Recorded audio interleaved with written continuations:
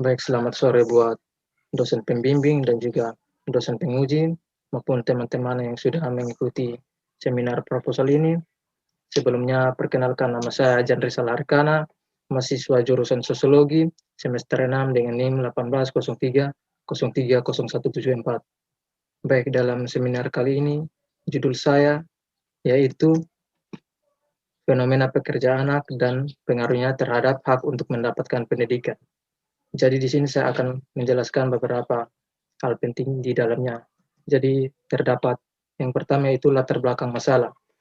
Dalam hal tersebut, anak harus tumbuh secara inklusif dan tidak teratur.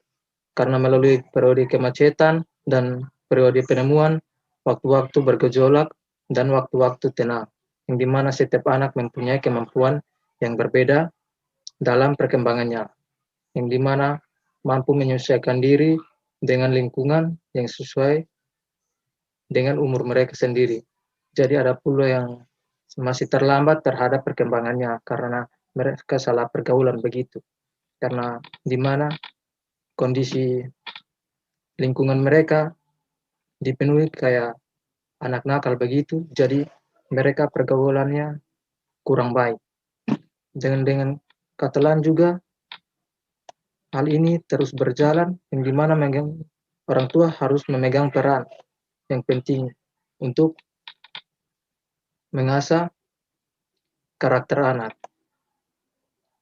Dan selanjutnya itu pekerja anak juga adalah sebuah istilah untuk mempekerjakan anak, yang dimana istilah pekerja anak dapat memiliki konotasi pengeksploitasi anak kecil atas tenaga mereka, yang dimana dengan gaji yang kecil atau pertimbangan bagi perkembangan kepribadian mereka, dan juga keamanannya, kesehatan, dan prospek masa depan.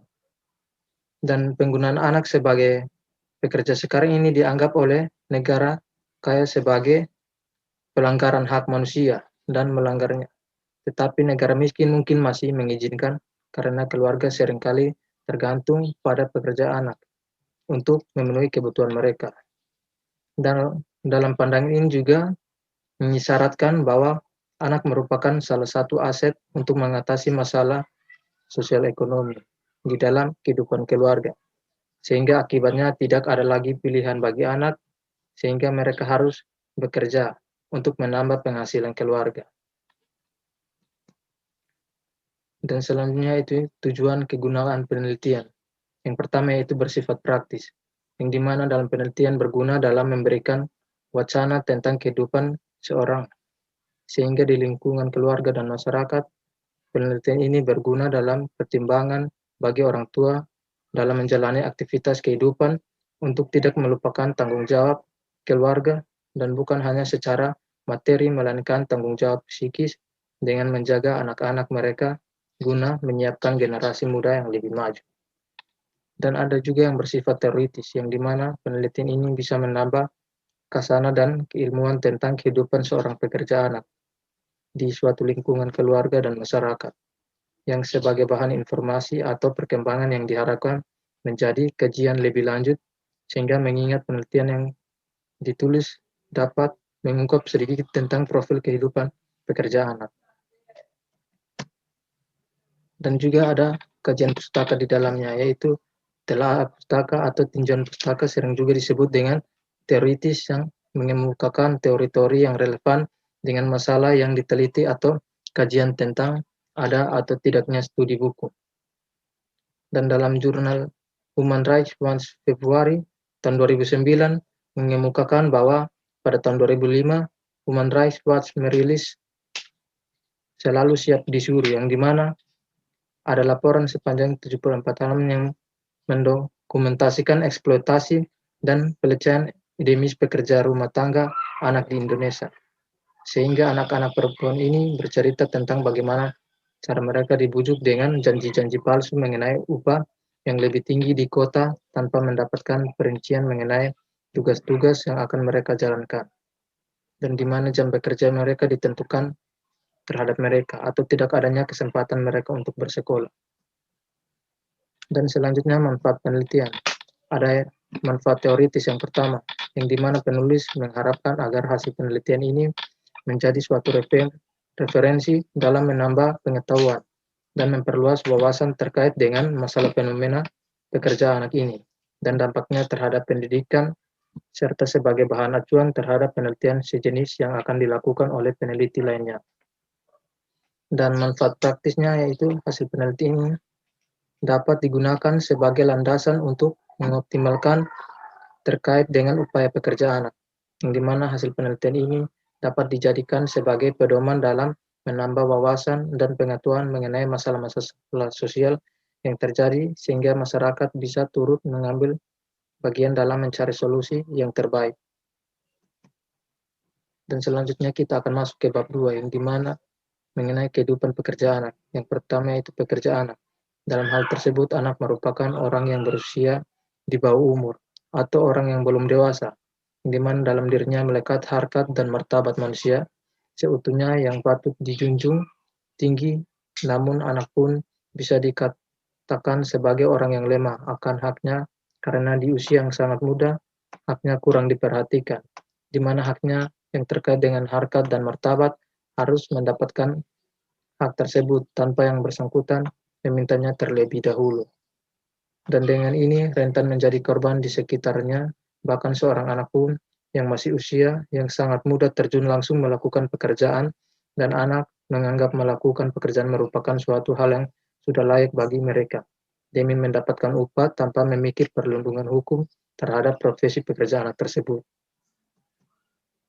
Dan selanjutnya yaitu pengaruh pendidikan terhadap pekerja anak di bawah umur, yang dimana konsep dikembangkan oleh Davis dan Moore dalam pekerja anak di tempat pembangunan sampah tentang teori modal manusiawi atau human capital theory, yang mengatakan bahwa orang yang terdidik akan menerima penghasilan yang lebih, yang dimana tinggi yang dikaitkan dengan penghasilan tinggi diatur sedemikian rupa melalui sistem pendidikan sehingga individu yang mempunyai keterampilan paling tinggi akan memperoleh pekerjaan.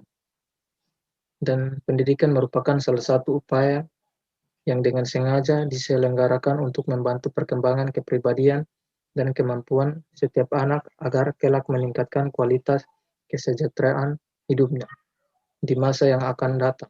Yang dimana di satu sisi terdapat pertentangan mengenai keharusan anak bekerja untuk memperoleh kesejahteraan karena kondisi ekonomi keluarganya dengan hak seorang anak untuk mengenyam pendidikan yang layak dan hanya fokus pada pendidikan demi masa depannya. Namun banyak pekerja anak juga yang bersekolah.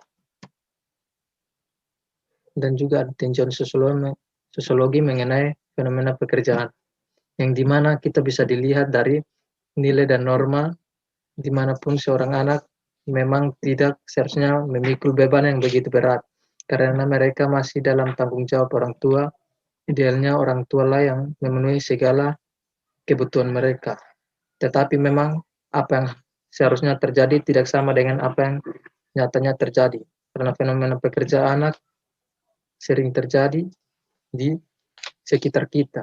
Jadi untuk tidak dapat dipungkiri sangat relevan ya halnya. Jadi di daerah pedesaan juga banyak pekerja anak yang kita lihat. Jadi sangat sulit bahkan tertutup kemungkinan seorang anak dapat masuk dan bekerja dalam sektor formal. Sehingga hal ini terkait dengan usia dan tingkat pendidikan seorang anak serta kultur masyarakat di mana anak tersebut tinggal.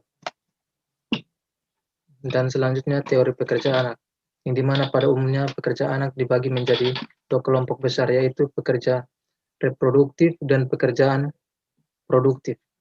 Pekerjaan reproduktif yaitu dimaksudkan sebagai kegiatan-kegiatan yang tidak mempunyai implikasi secara langsung yang terhadap penghasilan, tetapi memberikan kesempatan kepada orang lain untuk melakukan pekerjaan produktif. Dan pada dasarnya pekerjaan reproduktif adalah menyangkut kerumah tanggaan seperti membersihkan rumah, memasak, dan lain-lain. Dan dalam hal ini juga pekerjaan produktif adalah pekerjaan yang berimplikasi langsung terhadap penghasilan. Dan pekerjaan ini sangat bermacam-macam. Dan kita sekarang masuk ke bab yang terakhir, yaitu bab ketiga, di mana jenis penelitian dan pendekatan. Dan penelitian ini menggunakan jenis penelitian deskriptif yang bertujuan untuk memberikan gambaran tentang suatu masyarakat atau kelompok organisasi tertentu, atau gambaran tentang sesuatu gejala atau fenomena yang dimana hubungannya antara dua gejala atau fenomena tersebut. Yang dimana jenis penelitian yang digunakan adalah kuantitatif, yaitu metode penelitian yang merupakan pendekatan ilmiah terhadap keputusasaan ekonomi.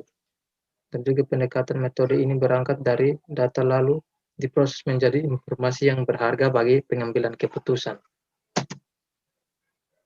Selanjutnya, teknis analisis data, di mana sebuah analisa data merupakan tahap interpretasi data yang diperbolehkan dari penelitian di lapangan.